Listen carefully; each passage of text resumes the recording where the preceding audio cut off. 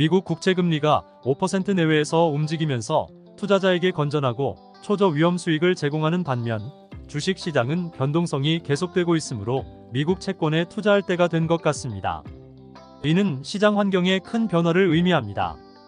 이전에는 수년간의 초저금리 기조로 인해 투자자들은 주식이 주요 수익원으로 여겨졌습니다.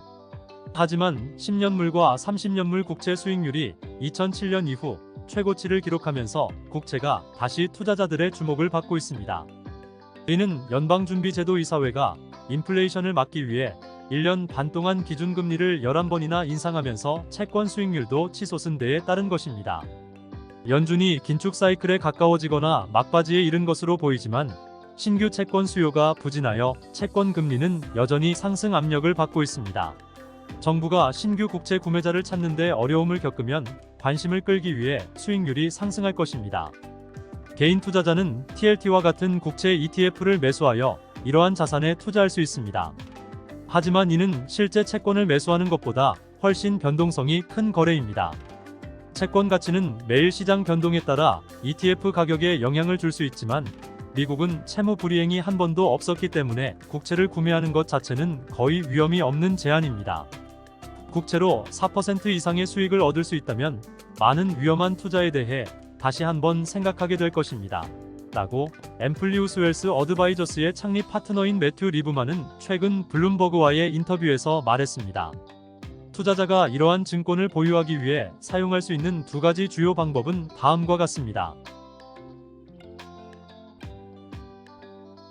이 공식 정부 웹사이트는 국채를 전자방식으로 구매하려는 모든 투자자를 위한 중심 리소스입니다.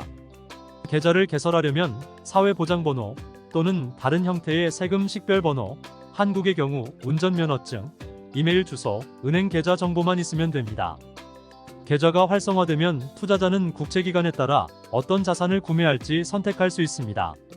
T빌과 같은 단기 국채는 만기가 1년 미만이지만 증권의 만기일에만 이자를 지급합니다. 그러나 장기 국채는 투자자에게 증권이 만기될 때까지 6개월마다 고정이자를 지급합니다.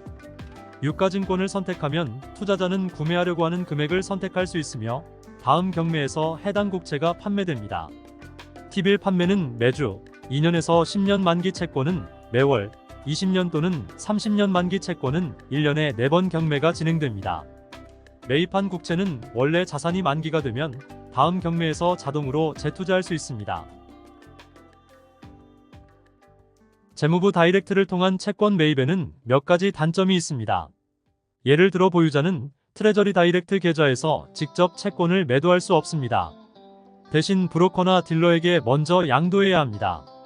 또한 트레저리 다이렉트 웹사이트에서는 신규 국채만 판매하며 이전에 발행된 채권은 찾을 수 없습니다. 국채 시장에 대한 접근성을 높이기 위해 투자자는 미국 국채의 주요 중개자 역할을 하는 브로커와 일부 상업은행을 이용할 수 있습니다. 수수료가 부과되거나 최소 구매 금액이 필요할 수 있지만 이러한 딜러를 통해 투자자는 국채 경매와 유통시장 모두에 참여할 수 있습니다. 브로커를 통해 유통시장에서 채권을 매입하면 투자자는 국채 자산을 로스 IRA와 같은 비과세 계좌에 추가할 수도 있습니다. 세계 경제 소식을 빠르게 전해드립니다.